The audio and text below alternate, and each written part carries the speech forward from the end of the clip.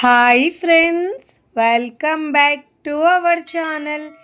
ఈరోజు మన కిచెన్లో హెల్తీగా గోధుమ పిండి అటుకులతో ఈజీగా బ్రేక్ఫాస్ట్ రెసిపీని ఎలా చేయాలో చూపించబోతున్నానండి. ఈ బ్రేక్ఫాస్ట్ రుచి అయితే చాలా అంటే చాలా బాగుంటుందండి.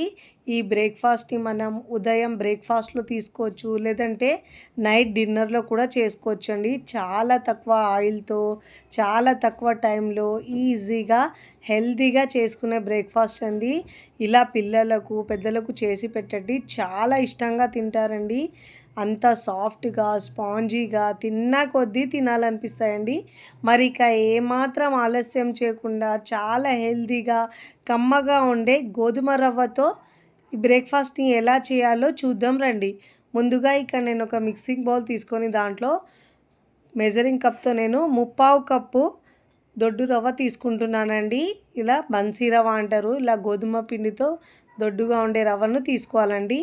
అదే కప్పుతో 1/4 కప్పు అటుకులు తీసుకోవాలండి. మరీ పల్చ అటుకులు కాకుండా మీడియంగా ఉండే అటుకులు తీసుకోవాలండి. అదే కప్పుతో 1/2 కప్పు పెరుగు తీసుకోవాలండి. 1/2 కప్పు పెరుగు తీసుకుంటే 3/4 కప్పు వాటర్ యాడ్ చేసుకోవాలండి. ఈ అన్ని ఇంగ్రీడియంట్స్ని బాగా మిక్స్ చేసుకోవాలి. కొలతలు మళ్ళీ చెప్తున్నాను చూడండి. 3/4 కప్పు రవ్వ తీసుకుంటే 1/4 కప్పు అటుకులు తీసుకోవాలి, 1/2 కప్పు పెరుగు తీసుకోవాలండి. ఇలా తీసుకున్న అన్ని ఇంగ్రీడియంట్స్ని ఒకసారి ఇలా బాగా మిక్స్ చేసుకున్న తర్వాత ఒక 10 నిమిషాల పాటు పక్కకు పెట్టుకోవాలండి. ఈలోపు రవ్వ కూడా బాగా నానుతుంది. ఫస్ట్ టైం నా ఛానల్ చూస్తున్న వాళ్ళు ప్లీజ్ నా ఛానల్ని సబ్స్క్రైబ్ చేసుకోండి, లైక్ చేయండి, పక్కనున్న బెల్ ఐకాన్ని ప్రెస్ చేయండి. ఇలా ప్రెస్ చేయడం వల్ల నేను పెట్టే వీడియో నోటిఫికేషన్ ముందుగా మీ హోమ్ పేజ్కి వస్తాయండి. ఇలా నానబెట్టుకొని పక్కకు పెట్టుకోవాలండి. ఇప్పుడు స్టవ్ మీద ప్యాన్ పెట్టుకొని ఒక 2 టీ స్పూన్ల ఆయిల్ వేసుకోవాలండి. ఇప్పుడు దీంట్లో ఆయిల్ బాగా వేడైన తర్వాత 1 టీ స్పూన్ దాకా పెసరపప్పు వేసుకోవాలండి. ఇప్పుడు దీంట్లో 1/2 టీ స్పూన్ జీలకర్ర వేసుకోవాలి, 1/2 టీ స్పూన్ ఆవాలు వేసుకోవాలండి. వేసుకొని లో ఫ్లేమ్లో వేయించుకోవాలండి. మనము బ్రేక్ఫాస్ట్ తినేటప్పుడు ఈ పప్పుల మధ్యలో టేస్ట్ చాలా బాగుంటుందండి, పంటికి తగులుతుంటే. ఇప్పుడు ఒకసారి మిక్స్ చేసుకోవాలండి. ఒక 2 నిమిషాల పాటు లో ఫ్లేమ్లో వేయించుకోవాలండి. ఇప్పుడు ఇలా బాగా వేయించుకున్న తర్వాత ఒక మీడియం సైజు ఉల్లిపాయ ముక్కలు కట్ చేసుకొని తీసుకోవాలండి. చిన్న చిన్న ముక్కలుగా కట్ చేసుకోవాలి ఉల్లిపాయ ముక్కలు. ఒక ఉల్లిపాయ తీసుకుంటే సరిపోతుందండి, మీడియం సైజు ఉంటే. ఇప్పుడు ఫ్లేమ్ని లోలో ఉంచి కాస్త సాఫ్ట్గా అయ్యే వరకు ఇలా ఫ్రై చేసుకోవాలండి. ఇప్పుడు దీంట్లో పచ్చిమిరపకాయలు ఒక 2 నుంచి 3 అండి, మీ టేస్ట్ని బట్టి యాడ్ చేసుకోండి.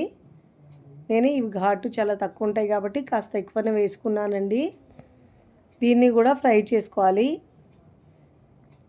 ఇలా మనం ఆయిల్లో ఫ్రై చేసుకోవడం వల్ల టేస్ట్ చాలా బాగా వస్తుందండి.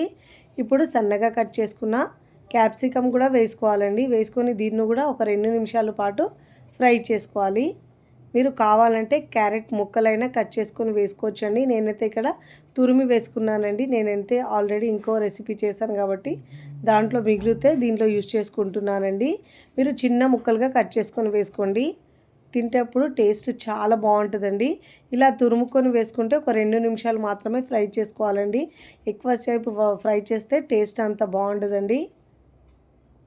ఇప్పుడు దీంట్లో సన్నగా తరుక్కున్న కొత్తిమీర వేసుకోవాలండి. ఒక 2-3 టేబుల్ స్పూన్ దాకా వేసుకోవాలి. వేసుకొని ఇలా బాగా మిక్స్ చేసుకోవాలండి. ఇలా మిక్స్ చేసుకున్న తర్వాత ఒక 2 నిమిషాలు బాగా ఇలా కలుపుకున్న తర్వాత స్టవ్ ఆఫ్ చేసుకోవాలండి. ఎక్కువసేపు ఫ్రై చేసే అవసరం ఉండదండి దీనికైతే. ఇప్పుడు స్టవ్ ఆఫ్ చేసుకొని ఈ మిశ్రమాన్ని ముందుగా మనము నానబెట్టుకున్నాం కదండి రవ్వను పెరుగులోకి, చూడండి వాటర్ మొత్తం పీల్చుకొని ఇప్పుడు గట్టిగా అయిపోయింది కదండి.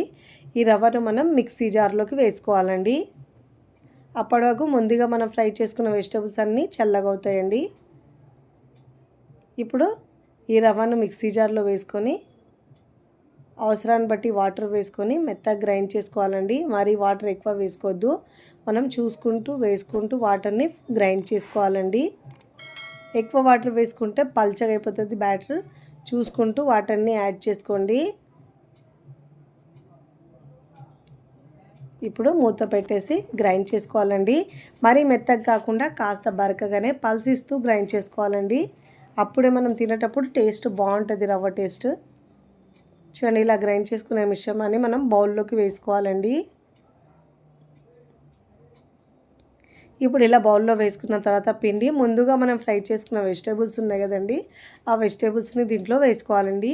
మీరు దీని ప్లేస్లో మీకు ఇంకా కావాలంటే దీంట్లో బీనీస్ కూడా వేసుకోవచ్చండి, బఠానీలు అవన్నీ మీకు నచ్చినవన్నీ వేసుకోవచ్చండి.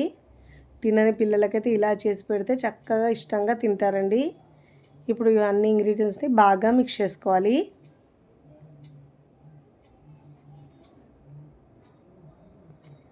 ఇప్పుడు దీంట్లో రుచికి సరిపోయినంత ఉప్పు వేసుకోవాలండి. ఉప్పు, కారం మీ టేస్ట్ని బట్టి యాడ్ చేసుకోండి. ఇప్పుడు దీంట్లో మనం ఇక్కడ ఇన్స్టెంట్గా చేస్తున్నాం కాబట్టి బ్రేక్ఫాస్ట్ దీంట్లో ఒక 1/2 టీ స్పూన్ దాకా బేకింగ్ సోడా వేసుకోవాలండి. వేసుకొని ఇలా బాగా మిక్స్ చేసుకోవాలి. ఇలా చేస్తే మనకు ఫ్లఫీగా లోపల వరకు చాలా వేగి చాలా స్పాంజీగా వస్తాయండి. ఇప్పుడు ఇలా బాగా మిక్స్ చేసుకోవాలి. ఇలా సోడా వేసుకున్న తర్వాత బాగా మిక్స్ చేసుకోవాలండి. అప్పుడు మనకు పిండి లైట్గా అయిపోయి ఫ్లఫీగా చాలా బాగా వస్తుందండి బ్రేక్ఫాస్ట్ అయితే. ఇప్పుడు ఇలా బాగా కలుపుకున్న తర్వాత స్టవ్ మీద ప్యాన్ పెట్టుకోవాలండి. ప్యాన్ పెట్టుకున్న తర్వాత 1 టీ స్పూన్ దాకా ఆయిల్ వేసుకోవాలండి. నేనైతే ఇక్కడ నాన్ స్టిక్ ప్యాన్ తీసుకున్నానండి. ఇలా వేడైన తర్వాత లో ఫ్లేమ్లో వంటను ఉంచుకొని ఇప్పుడు మనము ఒక 2 గరిటెలు పిండి వేసుకోవాలండి. మరీ లావుగా వేయద్దు, వేస్తే లోపల పిండి పిండిగా ఉంటుందండి. అందుకే కాస్త పల్చగానే వేసుకోవాలి. నేను వీడియోలో చూపించిన విధంగా 2 గరిటెల కంటే కొంచెం తక్కువ పిండినే వేసుకున్నానండి. వేసుకొని ఇలా ఈక్వల్గా స్ప్రెడ్ చేసుకోవాలి. చేసుకున్న తర్వాత ఇప్పుడు మూత పెట్టేసి ఉడికించుకోవాలండి. లో ఫ్లేమ్లో ఉడికించుకోవాలి. హై ఫ్లేమ్లో ఉంచితే పైన కలర్ వచ్చేస్తుంది, లోపల పచ్చి పచ్చిగా అలానే ఉంటుందండి. చూడండి పైన బబుల్స్ ఎలా వచ్చాయో. ఇలా మనం సోడా వేసుకోవడం వల్ల లోపల వరకు బాగా వేగుతాయండి. ఇప్పుడు ఇలా మంచి ఒక వైపు కలర్ వచ్చిన తర్వాత మరోవైపుకి తిప్పుకోవాలి. మంచి గోల్డెన్ కలర్ వచ్చే వరకు కాల్చుకోవాలండి. ఇప్పుడు మరోవైపు కూడా ఇదే విధంగా కాల్చుకోవాలి. 2 వైపులా మంచి కలర్ వచ్చే వరకు కాల్చుకోవాలి. చక్కగా ఇలా 2 వైపులా మంచి కలర్ వచ్చిన తర్వాత ప్లేట్లోకి తీసుకోవాలండి. 2 వైపులా మంచి కలర్ వచ్చే వరకు కాల్చుకోవాలండి. ఇలా తిప్పుతూ 2 వైపులా మంచి గోల్డెన్ కలర్ వచ్చే వరకు కాల్చుకున్న తర్వాత ప్లేట్లోకి తీసుకోవాలండి. చాలా తక్కువ టైంలో ఈజీగా చేసుకునే బ్రేక్ఫాస్ట్ అండి. ఇదే విధంగా 1 టీ స్పూన్ ఆయిల్ వేసుకొని మళ్ళీ ఇలా బ్యాటర్ వేసుకోవాలండి. వేసుకొని మూత పెట్టేసి లో ఫ్లేమ్లో ఉడికించుకోవాలండి. ఇలా ఒకవైపు మంచిగా కాలిన తర్వాత మరోవైపుకి టర్న్ చేసుకోవాలి. ఇలా మరోవైపు కూడా తిప్పుకొని 2 వైపులా మంచి గోల్డెన్ కలర్ వచ్చే వరకు కాల్చుకోవాలండి. చూడండి, ఇలా వీడియోలో చూపించిన విధంగా ఈ కలర్ వచ్చే వరకు కాల్చుకొని ప్లేట్లోకి తీసుకోవాలండి. నేను ఇక్కడ అన్నీ చేసుకొని ఫ్రై చేసుకున్న తర్వాత సర్వింగ్ ప్లేట్లోకి సర్వ్ చేసుకుంటున్నానండి. చూస్తుంటేనే ఎప్పుడెప్పుడు తినాలనిపిస్తాయండి. అంత సాఫ్ట్గా టేస్టీగా చాలా బాగుంటాయండి. చాలా తక్కువ టైంలో చాలా తక్కువ ఆయిల్తో ఇలా హెల్తీగా చేసుకోవచ్చండి.